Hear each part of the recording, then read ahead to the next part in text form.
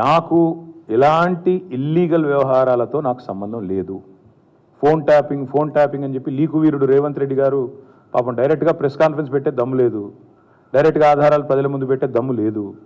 ఏముందో విషయం ఎవరికి తెలియదు. పోలీస్ రిమాండ్లో ఉన్న వాళ్ళకి కూడా ఫోన్లకు వెళ్ళి మీకు లీకులు వస్తాయి. ఈయన లీకు వీరుడు. మరి లీకు వీరుడు ఏదో కష్టపడి నా క్యారెక్టర్ అసాసినేషన్ చేయాలనే ప్రయత్నంలో చాలా బలంగా ఉన్నాడు. ఎవరో హీరోయిన్లను నేను బెదిరించిన అంటది ఆ మంత్రి. ఆమెకు నెత్తుందా లేదా నాకు తెలియదు.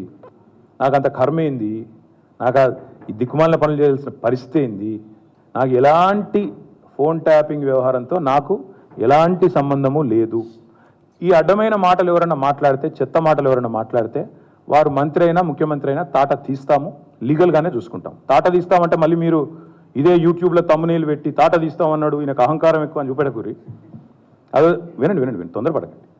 తప్పకుండా లీగల్గానే ఎదుర్కొంటాం, న్యాయపరంగానే ఎదుర్కొంటాం. మాకు ఎవరిని బెదిరించాల్సిన అవసరం కానీ ఎవరిని ట్యాపింగ్ చేయాల్సిన అవసరం కానీ లేదు. కానీ దయచేసి మీడియా మిత్రులు నేను కూడా కొడతా ఉన్నా. 2014లో మా ప్రభుత్వం వచ్చింది. మా ప్రభుత్వం రాకంటే ముందు కాంగ్రెస్ ప్రభుత్వం 10 ఏళ్ళు ఉంది.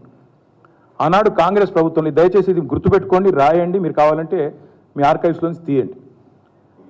ఆనాడు కిరణ్ కుమార్ రెడ్డి గారు 2011లో ముఖ్యమంత్రిగా ఉన్నప్పుడు మేము ఆరోపణలు చేయాల. కాంగ్రెస్ ఎంపీలు ఆనాడు ఈరోజు కాంగ్రెస్ ప్రభుత్వంలో మంత్రులుగా ఉన్నవాళ్ళు, ఎమ్మెల్యేలుగా ఉన్నవాళ్ళు కోమటిరెడ్డి రాజగోపాల్ రెడ్డి, డాక్టర్ గడ్డం వివేక్, అదేవిధంగా పొన్నం ప్రభాకర్ గారు ఈరోజు మంత్రి. వీళ్ళు ముగ్గురు ఆనాడు ఆరోపణ చేసినారు. సుఖేందర్ రెడ్డి గారు కూడా ఉన్నారనుకుంటా. అప్పుడు మా ఫోన్లను ట్యాపింగ్ చేస్తున్నాడు కిరణ్ కుమార్ రెడ్డి, తెలంగాణ కాంగ్రెస్ ఎంపీల ఫోన్లను ట్యాపింగ్ చేస్తున్నాడు కిరణ్ కుమార్ రెడ్డి అని చెప్పి ఆనాడు కాంగ్రెస్ ఎంపీలు అప్పటి కాంగ్రెస్ ప్రభుత్వం మీద ఆరోపణ చేశారు.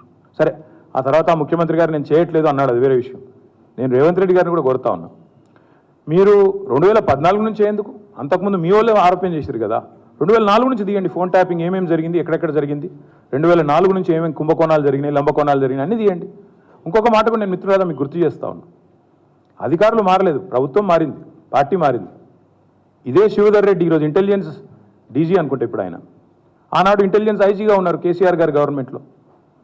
ఈరోజు టీఎస్పీఎస్సీ చైర్మన్గా ఉన్న మహేందర్ రెడ్డి గారు ఆనాడు రాజశేఖర్ రెడ్డి గారి గవర్నమెంట్లో ఇంటెలిజెన్స్ ఐజీ, ఆ తర్వాత మా ప్రభుత్వంలో డీజీ, హైదరాబాద్ సిపి. మరి ఈరోజు డీజీపీగా ఉన్న రవి గుప్తా గారు ఆనాడు హోమ్ సెక్రటరీ. వీరందరూ కూడా మరి ఈరోజు మా మీద చేసే ఆరోపణలు కానీ, ఇష్టం వచ్చినట్టు ఇచ్చే లీకులు కానీ, మాట్లాడుతున్న మాటలు కానీ, ఆ రోజు అధికారుల ప్రమేయం నిజంగానే జరిగింది అనుకుంటే ఒక్క నిమిషం, ఈ అధికారులకు ఎవరికి తెలియదా, వారెవరు బాధ్యులు కాదు, ఒక కేసీఆర్ గారు మాత్రమే బాధ్యుడు అనే లైన్లో ఇవాళ ఏదైతే లీకులు ఇస్తున్నారో లీకు వీరుడు, నేను అడుగుతా ఉన్నా. మరి మహేందర్ రెడ్డి గారు, శివధర్ రెడ్డి గారు, రవి గుప్తా గారు, ఇంకా చాలామంది ఉన్నారు, సజ్జనార్ గారు ఆనాడు ఎస్ఐబి చీఫ్, వీళ్ళందరూ ఉన్నారు. మరి అధికారులే మారలేదు కదా. ఫోన్ ట్యాపింగ్ నేను డిమాండ్ చేస్తున్నా ఈ ప్రభుత్వాన్ని, మీకు చిత్తశుద్ధి ఉంటే 2004 మొదలుపెట్టు. ఏమేమి ట్యాపింగ్లు జరిగినాయి నేను నా ఆరోపణ కాదు కదా. ఈరోజు నీ ప్రభుత్వంలో నీ పక్కన కూర్చున్న పొన్నం ప్రభాకర్ గారే ఆ రోజు ఆరోపణ చేసిండ్రు. ఏమని, ఆనాడు కిరణ్ కుమార్ రెడ్డి ప్రభుత్వం నా ఫోన్ ట్యాపింగ్ చేస్తుంది. మరి అది వాస్తవమా కాదా, బయటికి తీ, విచారణ గ్యాంబిట్ పెంచు. ఆనాడు అధికారులందరినీ పిలిపి, రిటైర్డ్ ఉన్న వాళ్ళందరినీ పిలిపి, నీ కాంగ్రెస్ ప్రభుత్వం ఫోన్ ట్యాపింగ్ చేసిందా లేదా చూద్దాం. ఇంకోటి బ్రదర్, మీరు మర్చిపోయినట్టున్నారు, నేను మర్చిపోలేదు. నాకే ఐఫోన్ వాళ్ళు, యాపిల్ వాళ్ళు మెసేజ్ పంపినారు, నీ ఫోన్ సర్వేలెన్స్లో ఉంది అంటే. నేను దాని స్క్రీన్ షాట్ కూడా మీరు చూసుకోండి కావాలంటే, ట్విట్టర్లో అప్పుడే పెట్టినా. నా ఒక్కడికే రాలేదు, అసదుద్దీన్ ఓవైసీకి వచ్చింది, ఇంకా కొంతమంది మిత్రులకు ఇక్కడ తెలంగాణలో కూడా, మీ ఫోన్లు సర్వేలెన్స్లో ఉన్నాయి, జాగ్రత్త, మీ ఫోను హ్యాక్ అయింది అని నాకు 2022లోనో 2023లోనో వస్తే నేను బయట కూడా పెట్టినది. కాబట్టి ఎవరు ఫోన్లు ట్యాప్ అయినాయి, ఎవరు చేసిండ్రు, ఇవన్నీ కూడా నాకేం భయం లేదు. మేము చాలా స్పష్టంగా ఉన్నాం, చాలా క్లారిటీతో ఉన్నాం. కాబట్టి దయచేసి నేను మిమ్మల్ని కోరేది ఏంటంటే, ఈ యూట్యూబ్లలో పెట్టి పనికిమాలినలోకి లీకులు ఇచ్చి అధికారికంగా ప్రెస్ కాన్ఫరెన్స్లు పెట్టకుండా రిమాండ్ రిపోర్ట్లు అని చెప్పి లీకులు చేసి ఎన్ని రోజులు బతుకుతారండి, ఎన్ని రోజులు టైం పాస్ చేస్తారు?